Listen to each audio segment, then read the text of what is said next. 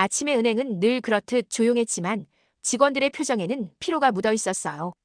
반복되는 업무와 민원에 지친 그들은 눈치 빠르게 하루를 견디는데 익숙했습니다. 자동문이 천천히 열리며 오래된 경차 한 대가 주차장에 멈춰 섰습니다. 낡은 외투를 걸친 할머니가 차에서 천천히 내려 은행 안으로 들어섰습니다. 그녀의 걸음은 느렸지만 망설임은 없었어요. 사람들은 잠깐 시선을 돌렸다가 곧 다시 고개를 숙였습니다. 할머니는 안내 데스크로 다가와 주차권을 요청했어요. 주차권 좀 줄 수 있나요? 직원 박주연은 서류를 넘기며 눈만 굴렸습니다. 은행 업무 보셔야 드릴 수 있습니다.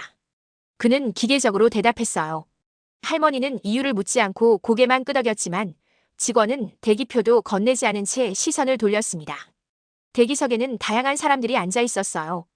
통장을 들고 번호를 기다리는 노부부, 서류 가방을 든 사업가, 휴대폰만 내려다보는 젊은 남녀. 그들 모두는 자신만의 이유로 이곳을 찾았지만 공기는 무겁게 가라앉아 있었습니다. 은행의 분위기는 정돈되어 있었으나 어디선가 마찰이 일어날 준비가 된 듯 팽팽했어요. 지점장 김도연은 유리문 안쪽 사무실에서 상황을 관찰하며 일정표를 정리하고 있었습니다.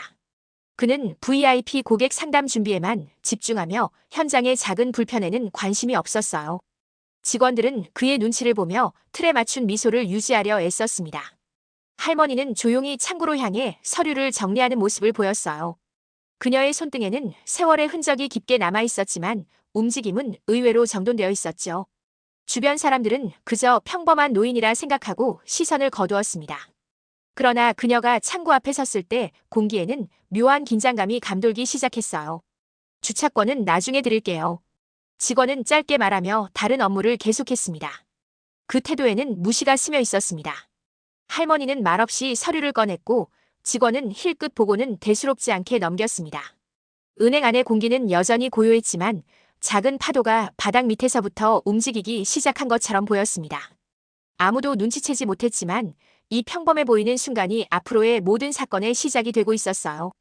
할머니는 조용히 창구 앞에 서서 대기 번호를 기다렸지만 직원 박주연은 호출 없이 다른 고객을 먼저 처리했습니다. 주변 고객들도 이상함을 느꼈지만 아무도 나서지 않았어요. 할머니는 불만을 표하지 않고 그대로 자리에 섰고 그 침묵이 오히려 직원의 무성의를 더 부각시켰습니다. 창구 뒤에서 서류를 정리하던 다른 직원 민지에는 잠시 시선을 주었지만 관여하지 않기로 마음먹고 고개를 돌렸습니다. 대기석 안쪽에서는 어린아이가 울기 시작했고 젊은 어머니는 눈치를 보며 아이를 달랬습니다. 사업가로 보이는 남성은 시간을 확인하며 초조하게 발을 두드렸어요. 공기가 조금씩 거칠어졌고 작은 불만들이 속삭임처럼 퍼지기 시작했어요. 저 사람 왜 계속 기다리지? 직원들은 제대로 보는 걸까? 이런 말들이 귀를 스치듯 오갔습니다. 마침내 할머니의 차례가 되었지만 박주연은 서류를 대충 훑어보고 형식적인 질문만 던졌습니다. 그는 업무를 빨리 끝내고 휴식을 챙길 생각뿐이었죠. 할머니는 잠시 망설이다가 작은 통장을 꺼냈어요. 통장은 시간이 많이 지난 듯 가장자리가 달아 있었고 잉크도 희미해져 있었습니다. 박주연은 그 통장을 보며 오래된 소액 통장이라 단정지었습니다. 그 순간 옆 창구 직원이 고객의 항의를 받으며 목소리를 높였고 분위기는 더 날카로워졌습니다. 고객 불만이 이어지자 민지애는 뒷걸음치며 상담실로 피했고 김도연 지점장은 그 소리를 듣고도 잠시 후 처리하라며 자리에 앉아 있었습니다. 할머니는 주차권을 다시 요청했지만 박주연은 업무 끝나면 드린다고 짧게 답했습니다. 그 말투에는 귀찮음이 묻어 있었어요. 주위 고객들은 그 모습을 보고 눈살을 찌푸렸지만 직원들은 여전히 무심했습니다. 할머니는 표정 변화를 보이지 않았지만 눈빛은 조금 더 단단해졌습니다. 은행 안은 여전히 조용했지만 누구도 모르게 작은 균열이 생기고 있었어요. 평소라면 스쳐 지나갔을 이 작은 무시는 곧 은행 전체를 흔드는 도화선이 될 준비를 하고 있었죠. 할머니는 잠시 숨을 고른 뒤 창구에 통장을 조심스럽게 밀어놓았습니다. 직원 박주연은 무심히 화면에 정보를 입력했고 곧 그의 표정이 굳기 시작했어요. 잔액 조회 결과를 본 순간 화면에서 눈을 떼지 못한 채 자세를 고쳐 앉았습니다. 숫자는 상상할 수 없는 규모였고 그는 입력을 한 번 더 확인했지만 결과는 변하지 않았습니다. 손끝이 떨리며 마우스를 놓칠 정도였어요. 그의 뇌리는 빠르게 돌아가기 시작했습니다. 이게 진짜인가? 시스템 오류인가? 주위를 둘러보며 도움을 청할까 고민했지만 당황한 모습을 보이면 안 된다고 생각했어요. 그는 조용히 담당 관리자 호출 버튼을 눌렀고 옆자리 직원 민지혜가 다가왔습니다. 그녀 역시 화면을 보고 숨을 삼켰습니다. 두 사람은 곧 지점장 김도연을 불렀고 지점장은 처음엔 귀찮다는 듯 다가왔지만 화면을 보는 순간 눈빛이 바뀌었습니다. 그는 자리에서 바로 허리를 숙이며 VIP 전용실 준비를 지시했어요. 직원들의 움직임은 급격히 빨라졌고 평소 보이지 않던 관리자들도 하나둘 모습을 드러냈습니다. 대기석의 고객들은 갑작스럽게 바뀐 분위기에 놀라 서로 상황을 묻기 시작했어요.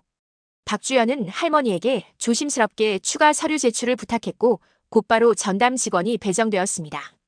방금 전까지 무시하던 태도는 사라지고 응대는 극도로 정중해졌어요. 할머니는 별다른 표정 없이 요청에 응했지만 그 모습을 보는 직원들의 얼굴에는 긴장감과 불안이 뒤섞여 있었습니다.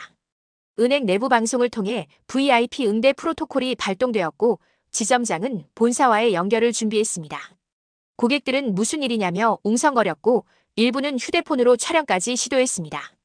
직원들은 이를 제지하며 상황 통제를 시도했지만 이미 호기심은 걷잡을 수 없이 퍼지고 있었어요. 그때 할머니가 조용히 한마디를 건넸습니다. 그 내용은 곧 전 직원에게 전달되었고 모두의 표정이 얼어붙었어요. 그녀는 단순한 계좌 확인이 아니라 거액 인출을 요구한 것이었습니다.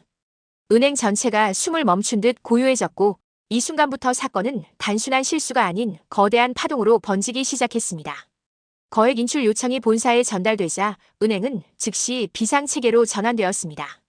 본사 담당자는 인출 절차와 보안 인력을 파견하겠다고 통보했고 지점은 그 지시를 그대로 따르기 위해 분주해졌습니다.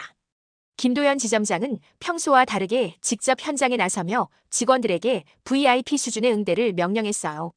방금 전까지 할머니를 무시하던 직원들조차 갑자기 다정하고 조심스러운 태도로 변했습니다.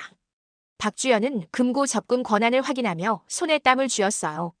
그는 방금 전 자신의 무례한 행동이 떠올라 표정이 굳었고 혹시라도 할머니가 항의하거나 문제를 제기할까 두려워졌습니다. 다른 직원들은 눈치껏 물을 준비하고 편안한 좌석을 안내하며 환심을 사려 했습니다. 민지혜는 더 친절해진 목소리로 진행 과정을 설명했지만 그 말투에는 긴장이 묻어 있었어요. 대기석의 고객들도 분위기의 변화를 감지하고 웅성거리기 시작했습니다. 누구길래 저렇게 대접하지? 뭔가 큰일인가 봐. 불만을 말하던 고객들조차 조용해졌고 모두가 할머니에게 시선을 집중했습니다. 잠시 후 보안팀이 도착했고 금고 내 현금 이동과 관련 서류 확인이 진행되면서 지점 전체는 거의 멈춰 있다시피 했습니다. 할머니는 소란스러운 환경에서도 흔들리지 않았습니다. 그녀는 준비한 서류를 정확히 제출하고 기다렸습니다. 행동 하나하나가 침착했으며 그 차분함이 오히려 직원들을 더 긴장하게 만들었어요. 김도연은 직접 다가가 감사 인사를 전하며 인출 금액 조정이나 자산관리 제안을 조심스럽게 꺼냈습니다. 그러나 할머니는 짧게 고개를 저으며 이미 결정을 마친 사람처럼 단호한 태도를 보였습니다.